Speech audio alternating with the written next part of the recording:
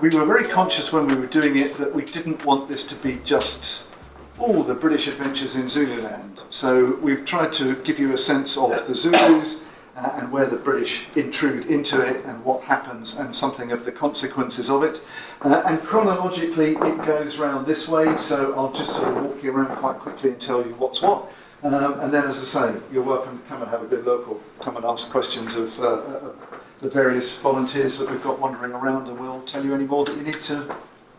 Actually, that's a rash promise. We'll tell you any more that you need to know, isn't it? We can tell you a little bit more about it. So if you just want to kind of stroll round after me, or not, you can stand there and I'll point it out from where you are.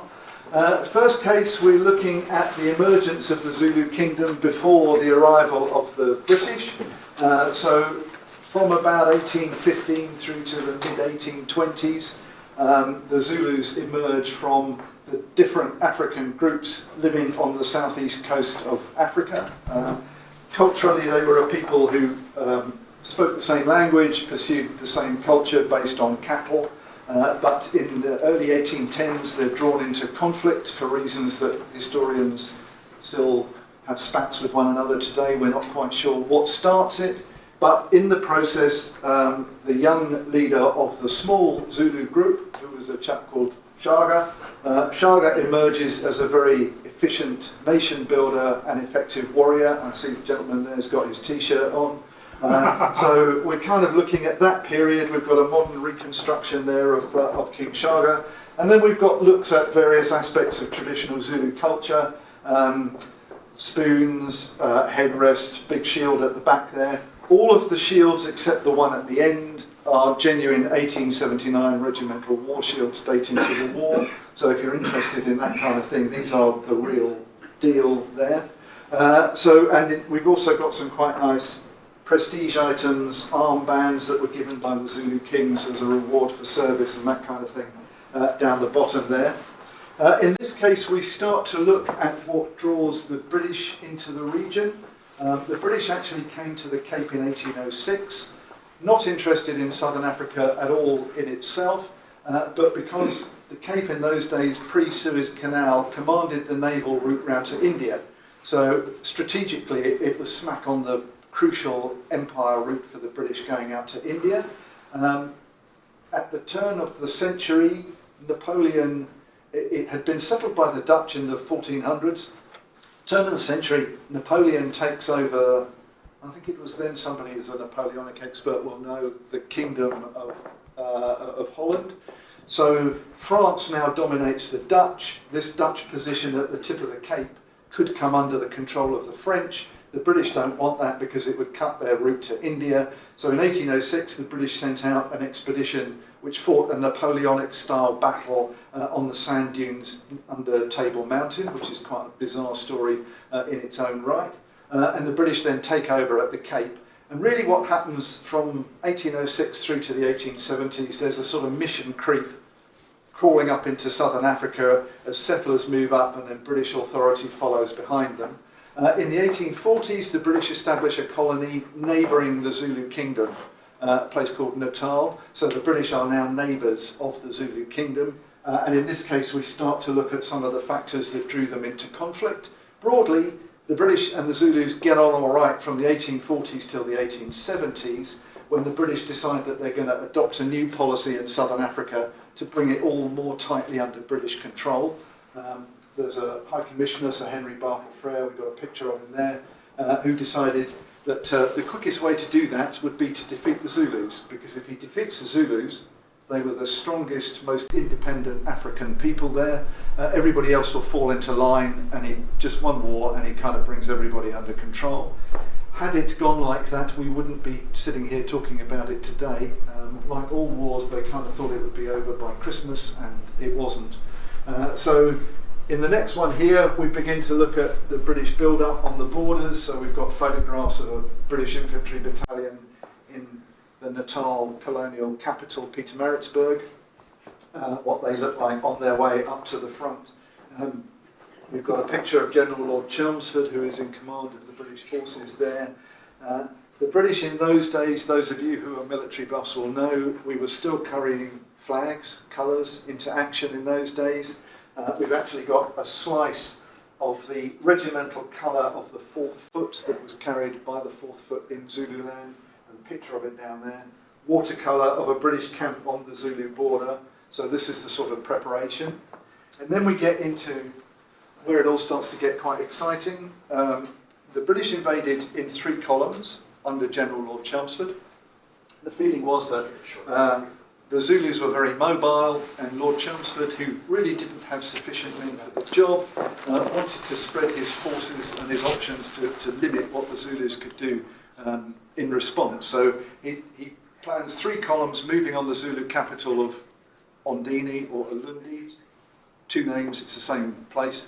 So 2 flanking columns and a central column. Central column crosses at a little place called Rorke on the 11th of January 1879, moves to a mountain called Isandlwana. There's a picture of Isandlwana there. At the same point, the Zulus have decided that that column is the biggest threat, so they're going to counter that column with the majority of their army, which is about 25,000 men, primarily armed with these very shields and spears, but also with some antiquated firearms at that stage. And the 2 armies are then moving together. Lord Chelmsford thinks this is great because what he wants is a quick battle. He's convinced he's going to win, and then he can get the war over with and move on. On the 21st of January 1879, some of his scouts encounter Zulus moving about 12 miles away from his camp at Isandlwana. And he decides, and it's one of the things that is hotly debated, he gets a lot of criticism for it, he decides to split his force and send half his force out to attack the Zulus and to leave the rest in his camp at Isandlwana. He marches out with the forward detachment. He leaves about 1,700 men, about half of whom are regular British troops, the other half are African auxiliaries recruited by the British, to guard the camp at Isandlwana. Unfortunately, circumstances have misled him. His scouts actually grazed the Zulus moving across his front, and whilst he's looking for them 12 miles away, they've actually moved round ahead of him and got much closer to the camp. And round about noon on the 22nd of January 1879, scouts from the camp discover the Zulu army, and the Zulus rise up and come and attack. There's lots to talk about. I won't do it now. The Battle of Isandlwana, I've been known to talk about 3 days on end. You laugh, but there are people who've been on tour out there with me who confirm that that is indeed the case. So I can't really do all that, but broadly the Zulus sweep down. The British underestimate. One of the key things, actually, if you're interested in it, is that the British, their view is limited. They're in a sort of basin with hills around them, and they can only see what's coming over the skyline. And they deploy where they think the Zulus are, and they miss the fact that the Zulus are sweeping round on either flank. And eventually they realise this and try and fall back, and the Zulus charge in. And of the 1,700 men in the camp, 1,300 are killed. The majority of those who get away are African auxiliaries. There's only round about 100 white men who get away from Isandlwana. Only 6 British officers get away. One of whom, one of the exhibits here, was a young Lieutenant Horace Smith-Dorrien, who was a transport officer who manages to survive. We've got a picture of him in here. He goes on to become a general in the First World War, and in the camp, one of the cases at the end, we've got a picture of him in his World War I days. So we've got a number of bits and pieces, regimental insignia, a carbine, which may or may not have been picked up on the battlefield, to do with the Battle of Isandlwana there. In the aftermath of that of course has taken out the majority of the British column. Chelmsford's still wandering the hills, wondering where the Zulus had gone. Part of the Zulu reserve then, which had missed out on the fun in the morning, it's only been used to cut the line of the British retreat at Isandlwana. It comes to the Umzinyati or Buffalo River, which is the border with British Natal, and they've missed out on all the fun.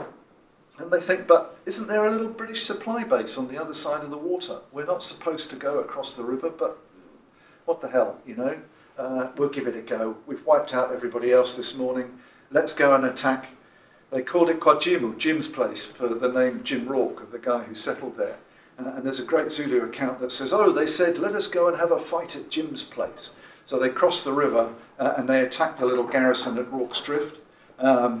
There was a film about it, if anybody remembers that. You might have come across it at some point. So our case here looks at the Battle of Rorke's Drift. We've got some original watercolours. We've got an original letter written from Zululand, actually from Rorke's Drift, by Lieutenant Bromhead, who commanded the infantry company, Michael Caine, if you've seen the movie. We've got original letter by Lieutenant Chard, who was the overall commander, Stanley Baker. Most exciting thing, in some ways probably one of the most exciting things in the collection, looks a bit boring. We've got what they called a housewife, although I'm told it's pronounced differently at the time. British soldiers' kit, where you kept your spoon and your fork and all the rest of it, is wrapped up in a little canvas bag. We've actually got one there that belonged to one of the guys in the hospital who was killed at Rorke's Drift, and it was sent home to his family afterwards. So that little thing was actually in the hospital at some point in Rorke's Drift and was sent home.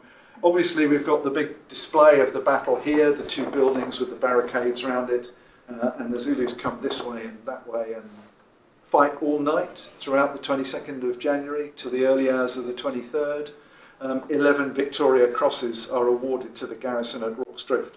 So part of the drama of this story is that you have this extraordinary defeat at Isandlwana in the morning, worst military defeat for the British of the Victorian era, worse than Balaclava in the Crimea, worse than Machasfontein in the Anglo-Boer War. And then in the afternoon, you've got this sort of heroic defence at Rorke's Drift. So it's quite a day for anybody that was involved. And then we move through the cases, following up the story. This one is kind of looking at the breaking of the news in England and the reaction of people at home or on the spot to the story of Isandlwana. We've got some nice kit belonging to actually a settler who was in a very small volunteer unit that fought for the British. This is a William Robson whose dad had the next farm to James Rorke at Rorke's Drift. And so he was up on the border and he joined a unit called the Buffalo Border Guard and was out with Lord Chelmsford on the day of Isandlwana. We've got his kit in that one. And then we look at how the war goes into a second phase. The British government had not authorised this campaign. They were a bit surprised to hear A, that a war had started, and B, that it wasn't quite going as everybody thought it was going to go. But their decision was, okay, we'll have to really have a look at this. How did this come about? But first of all, we need to assert ourselves and win the war. We can't let the Zulus win the war. So they start to send reinforcements out. We've got stuff about the breaking of the news there, the reinforcements on their way, sketches done by officers of the Cape as they arrive. And at the end, in March and April, the war bursts into life again. We've got quite a little feature on this action, which was an action that took place on the Ntombi River on the 12th of March 1879, when a British supply column was trying to cross the river and got stranded and was ambushed by the Zulus and wiped out. It's a mini Isandlwana. And it's interesting in a way because of the three senior British ranks present in the battle, the chap in charge, who was a Captain Moriarty, presumably taking time off from tormenting Sherlock Holmes, or being in the goons indeed, if you're of a later generation, he was killed. The second in command, Lieutenant Harwood, galloped off to get reinforcements. He was later court-martialed for deserting his men in the face of the enemy. And the sergeant saves the day by rallying the survivors and gets the Victoria Cross. So out of the three, one's dead, one's court-martialed, and one gets a VC. So there's the whole sort of gamut of, how it might go for you in a war. And in the case, we've got a very nice coloured portrait of the sergeant, Sergeant Booth. He was a sergeant at the time of the battle. He was promoted colour sergeant, and then he was awarded the Victoria Cross. He's there with his colour sergeant badge on, but not his VC. So presumably it's after he's been promoted, but before he's got the VC. And we've got a letter from an envelope signed by Harwood, the lieutenant who ran away. So we've got a kind of interesting little selection on this particular battle. But a couple of artefacts you'll see there. There were a range of battles. There was one down on the coast at a place called Gingindlovu, and another one further north at Kambula, when both sides are trying to regroup and the Zulus are trying to stop the British doing that. We've got a few items relating to that.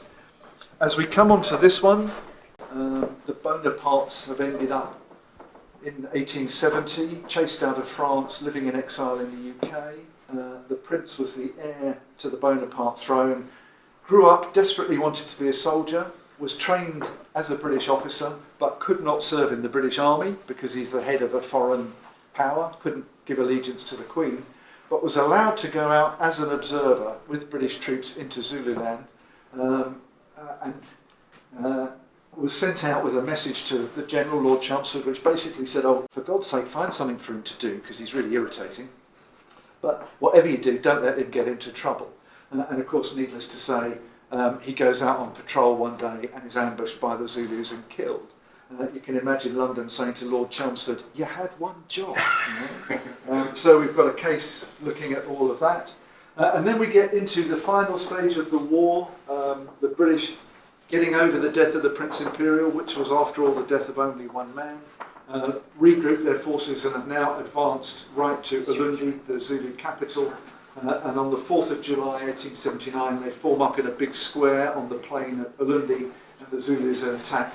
But this time the Zulus can't outflank them because it's a square, and the Zulus get shot down in their hundreds, and the British win the day. And this is the final military British victory of the war. Things of particular interest in this case. One of the very few photographs of history, actually, as it happens, there's a picture taken from the British camp away from the battlefield, looking towards the battlefield, and you can see the smoke from the battle rising off in the distance. So one of the few things when it's actually happening. We've got a helmet up here, worn by a colonel in the 21st Foot, and actually photographs of him with his officers in Zululand wearing that helmet. So you've got a nice tie-in between the guy and the actual thing that he had. And a watercolour of Lord Chelmsford drawn as he's looking a bit tense in the Battle of Ulundi, thinking, oh, please let me win this one.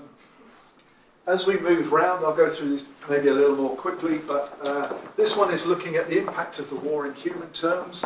So loss and remembrance. The prince's mother went out to Zululand on the anniversary of his death to visit where he was killed.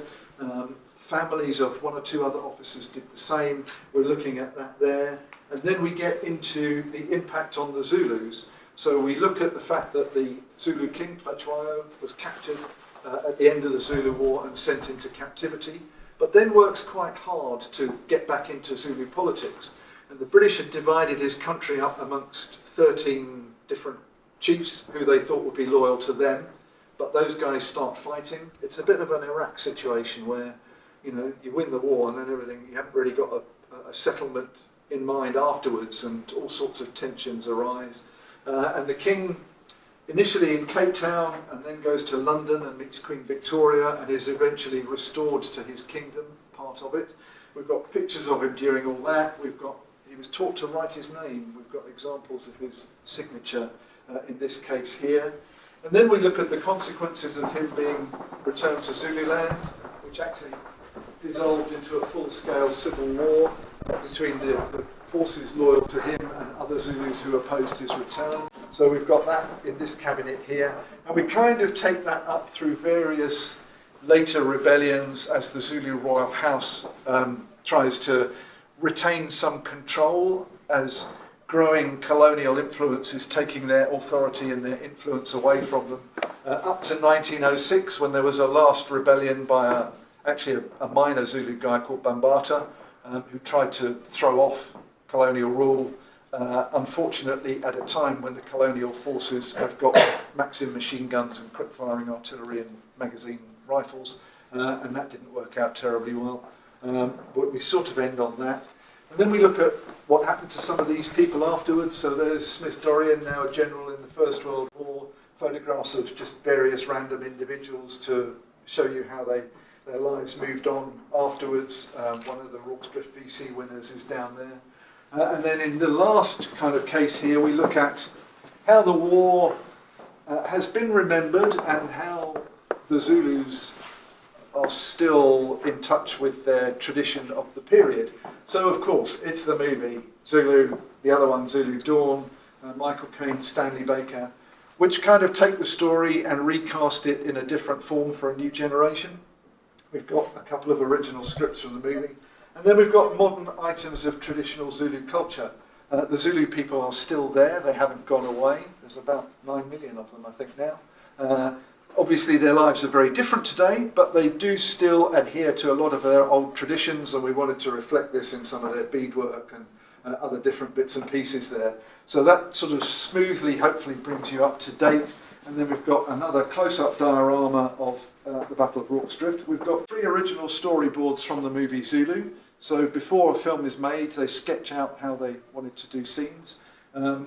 It may be that they only sketched this scene because it's the setting fire to the roof of the hospital, and so they clearly wanted to know how that was going to go before they burnt something and couldn't do it again if it went horribly wrong.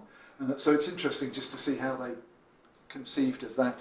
And finally, just because we're at the Royal Philatelic Society, very kindly has allowed us to come here, there is a postal thread for those that are interested in that through all the cases, but we end up with modern commemorative first day covers commemorating the Anglo-Zulu War centenary and the 1906 rebellion.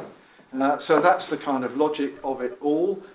We've got a few, we're getting more done even as we speak, sheets to walk around which tell you what things are. In each case, 2 or 3 items have got little orange dots which we think are particular interesting items. There's a separate sheet if you just want to do the highlights, it shows you what they are as well. But if you want a permanent record of it, there's a very lavish catalogue which you can buy on the way out.